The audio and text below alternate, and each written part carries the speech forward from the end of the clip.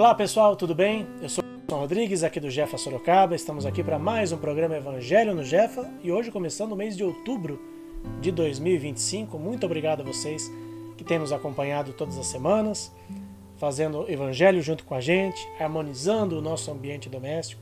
Eu já falei aqui, falo mais uma vez, o meu lar fica muito mais harmonizado quando fazemos aqui o Evangelho. Já faço aos domingos, né, o meu Evangelho particular e agora também às quartas-feiras, fazendo junto com vocês, harmonizando os nossos ambientes, né? Algo fantástico, algo maravilhoso. Espero que vocês também estejam sentindo essas bênçãos de Deus e de Jesus em seus lares também. Vamos iniciar fazendo nossa prece de abertura, agradecendo a Deus nosso Pai, ao nosso Mestre Jesus, aos nossos amigos espirituais, por mais esta noite, por mais esta oportunidade. Que seja, Senhor, uma noite de muita luz e de muita paz. Que possamos aproveitar todos esses ensinamentos e da melhor maneira possível colocá-los em prática no nosso dia a dia. Que assim seja, graças a Deus e graças a Jesus. Bom, nós começamos na semana passada o capítulo 10 do Evangelho segundo o Espiritismo. Bem-aventurados os misericordiosos, falamos sobre o perdão, programa bem intenso, né, de muitas reflexões. E hoje é meio que um complemento, né, sobre do perdão. A gente vai falar sobre reconciliar-se com os adversários, que tem tudo a ver com o perdão, né, obviamente. Então vamos lá, trecho aqui do Evangelho de Mateus. Reconcilia-te o mais cedo possível com o teu adversário, enquanto está junto dele, para que ele não te entregue ao juiz e este não te entregue ao seu ministro, para seres preso. Eu te digo em verdade que de lá não sairás, enquanto não pagares até o último ceitil.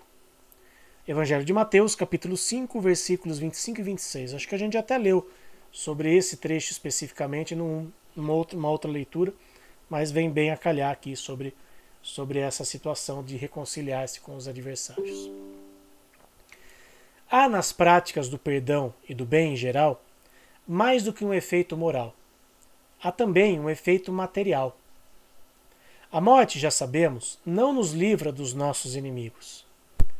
Os espíritos vingativos perseguem frequentemente com o seu ódio, além do túmulo, aqueles contra quem conservaram algum rancor.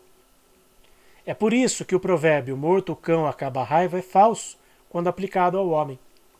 O espírito mau espera que aquele a quem quer mal esteja encarnado para atormentá-lo mais facilmente, atingindo-o em seus interesses ou em seus afetos mais caros.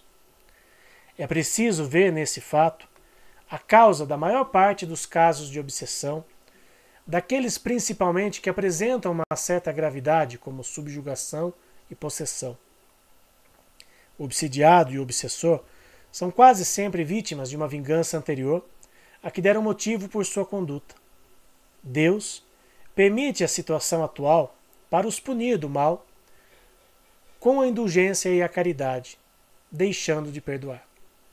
O que importa, então, do ponto de vista da sua tranquilidade futura, é reparar o mais cedo possível os erros que cometemos contra o nosso próximo e perdoar aos nossos inimigos, a fim de suprimir antes da morte os motivos de desavença, por toda causa proveniente de animosidade posterior. Dessa maneira, de um inimigo encarnado neste mundo, pode-se fazer um amigo no outro. De qualquer forma, coloca-se o bem acima de tudo e Deus não deixa aquele que perdoou ao sabor da vingança. Quando Deus recomenda que se reconcilie o mais cedo possível com o adversário, não é simplesmente para evitar as discórdias na existência atual, mas para evitar também que elas se perpetuem nas existências futuras. Vós não saireis de lá, diz ele, até que tenhais pago o último ceitil, ou seja, cumprido completamente a justiça de Deus. Um exemplo bem marcante aqui sobre essa questão do perdão além da morte, já que é o tema aqui que ele fala nesse trecho, é daquela situação da novela A Viagem. Para quem já assistiu, né, passou várias vezes, está aí disponível também no Globoplay. é uma história conhecida, né? Enfim, não vou nem dar spoiler aqui, mas resumidamente, tinha lá o personagem principal, o Alexandre, interpretado pelo Alexandre Frota, pelo Guilherme Fontes, aliás, em que ele cometeu vários desatinos, né? Fez várias estripulias, né? E ele foi preso. Só que ele foi preso em partes, né? Por conta do irmão dele, o Theo, interpretado pelo Maurício Matar, e do irmão dele, o Raul, interpretado pelo Miguel Falabella. Eles não aliviaram para ele. Né? Ele pediu proteção, foi em busca deles, né, para pedir ajuda, mas na verdade ele queria fugir, ele queria se livrar do crime que ele tinha cometido, e eles o entregaram para a polícia, foi preso, enfim. Aí a história se desenrola, né, para quem não assistiu, né, mas basicamente o Alexandre levou aquele ódio que ele sentia para além do túmulo, porque ele morreu, e antes de morrer ele tinha prometido que iria se vingar dos dois. E é assim, a história se desenrola de uma forma, né, muito tensa, né, muito densa, porque a gente percebe o caso de obsessão. O Theo sofreu uma obsessão muito forte, né, por parte do Alexandre. O Alexandre obsediou também outras pessoas que estavam ao redor, e muita coisa aconteceu ali. Foi uma situação que deixa pra gente a lição de que realmente a gente precisa se reconciliar dentro do possível com aqueles que de alguma forma a gente tem alguma desavença. Então, brigou com alguém, sei que não é fácil, tá? E eu já passei por isso, né? Às vezes a gente acaba lidando com essa situação. Brigou com alguém, tenta na medida do possível se reconciliar com aquela pessoa. Tenta, pelo menos, se você não consegue falar com aquela pessoa frente a frente, faça uma prece, faça uma oração e perdoe ela de coração. Peça ao seu anjo de guarda, ao seu espírito amigo, para que possa levar até aquela pessoa o melhor dos seus sentimentos, que saia do seu coração, que aquela pessoa receba. Ah, puxa, alguém brigou comigo, alguém... Vou dar um exemplo que acontece, né, no meu local de trabalho. Tem duas pessoas ali que elas não se falam já há mais de um ano no meu local de trabalho. E, né, aparentemente não teve nenhuma discussão, não teve nada ali. Mas, e pessoas que convivem ali juntas, ali, um dia conversando, né? Puxa, mas por que a pessoa não conversa com você? Não sei. Simplesmente parou de conversar, trabalham juntos, fazem, né, funções juntas, né? E não se falam. E é muito ruim isso, né? Porque, principalmente quando você convive, né, com a pessoa, quando de alguma forma você depende daquela pessoa, né? E você não consegue se reconciliar.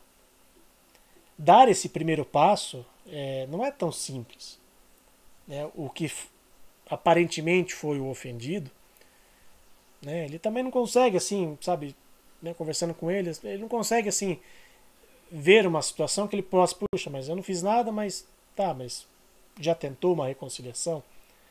Né? E aí falei para essa pessoa, então, já que não consegue, já que existe essa animosidade, então pelo menos mentalmente você emita boas vibrações para essa pessoa, para que ela, sei lá, de alguma forma, em algum momento, seja tocada e em algum momento vocês possam conversar novamente. É difícil, uma situação difícil, né? A gente percebe que dar esse primeiro passo não é tão simples assim, mas é o que nos recomenda o Evangelho. Né? Reconciliarmos o mais depressa possível com os nossos adversários, porque se deixar para levar isso para o mundo espiritual, vai ser mais difícil. E aí pode acontecer, né? Como a gente viu no caso lá da novela Viagem, e tantos outros exemplos que a gente vê na literatura espírita de obsessões, né? que se perpetuam de uma vida para outra. Um outro exemplo, né, dessa situação de obsessão é o do Divaldo Pereira Franco. Quem assistiu o filme, quem já leu a biografia dele, ele tinha ali um perseguidor, né, ferrenho dele, que chamava-se Máscara de Ferro, e que ele só conseguiu vencer essa animosidade através do amor. Quando o Divaldo adotou várias crianças, né, crianças abandonadas, né, e ele adotou e colocou no nome dele. E uma dessas crianças especificamente, que chegou até o Divaldo, era a mãe daquele obsessor dele que tinha reencarnado. a Joana de Ângeles, né, mentora do Divaldo, o alertou sobre aquela situação. E o obsessor percebeu, né, que o Divaldo estava adotando a mãe dele, que estava reencarnando. E aí o Divaldo falou para ele: eu vou amar essa criança como eu amaria você. E ali o Divaldo conseguiu vencer aquela animosidade através do amor. Ah, tudo bem, o Divaldo sabia. Às vezes a gente não tem conhecimento disso. E às vezes até melhor, que o Divaldo tinha o conhecimento porque ele tinha merecimento para isso. Ele tinha elevação espiritual suficiente para lidar com aquela informação. Talvez a gente não consiga lidar com essa informação se nós soubéssemos. Se nós estivéssemos ali no lugar do Divaldo, talvez a gente não adotaria aquela criança. Talvez a gente não conseguiria lidar com aquele perseguidor de uma forma harmônica. Né? Porque a gente não tem uma elevação espiritual suficiente para isso. Então por isso que às vezes acontecem coisas nas nossas vidas que a gente não sabe os detalhes anteriores. E é melhor que a gente não saiba para que a gente possa lidar com aquilo e sair vencedor. Então o exemplo do Divaldo, por mais que tenha aí toda essa questão dele saber, né, tal, mas serve para ilustrar aquilo que a gente precisa fazer, que é da melhor maneira possível e na medida do possível nos reconciliarmos com aqueles que a gente tem alguma animosidade. De preferência enquanto estivermos aqui encarnados. Porque se a gente não se reajustar agora, certamente a gente vai ter que voltar depois. Conviver de novo. Então se agora a gente já tem a possibilidade do conhecimento espírita e saber que tudo isso ocorre, então seria melhor que a gente pudesse se reconciliar agora. Se for possível. E a leitura do Evangelho de hoje serve para refletirmos sobre isso. Então, essas são as lições para hoje. Convido vocês agora para juntos fazermos as vibrações pelos nossos irmãos animais.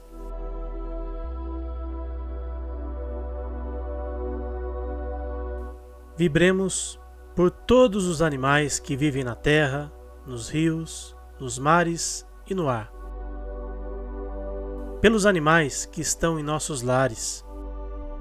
Pelos animais que, mesmo possuindo uma morada, sofrem por negligência e falta de cuidados, amor e respeito. Pelos animais que sofrem maus tratos, humanização excessiva e aqueles que sofreram abandono. Vibremos pelos animais que passam fome, frio, sede, cansaço e tristeza. Pelos animais adoecidos e aqueles que encontram-se internados em clínicas veterinárias. Vibremos pelos animais que são explorados nos zoológicos, nos experimentos laboratoriais, nos espetáculos de entretenimento humano e os que são obrigados ao trabalho incessante sem o respeito às regras de bem-estar animal. Vibremos pelos animais das fazendas pecuárias, granjas e demais locais cuja finalidade é a criação destinada ao abate ou produção de derivados e subprodutos.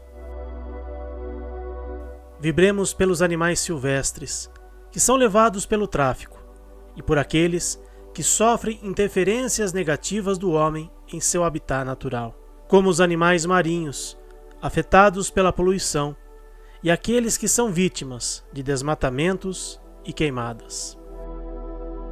Vibremos por todos os animais que estão nascendo e por aqueles que estão retornando à pátria espiritual, idosos ou não, para que possam receber amor, carinho e proteção. Vibremos também pelas ONGs, protetores individuais e todos aqueles que procuram fazer o bem a nossos irmãos menores, enviando força e discernimento para continuarem o seu trabalho no bem. Por fim, pedimos licença para vibrar pelos animais que estão com os nomes no caderno de vibrações do Jefa, para que recebam a atenção especial das equipes espirituais, para que possam restabelecer a sua saúde através de águas que contenham os medicamentos necessários para o auxílio de seu tratamento veterinário. Que assim seja.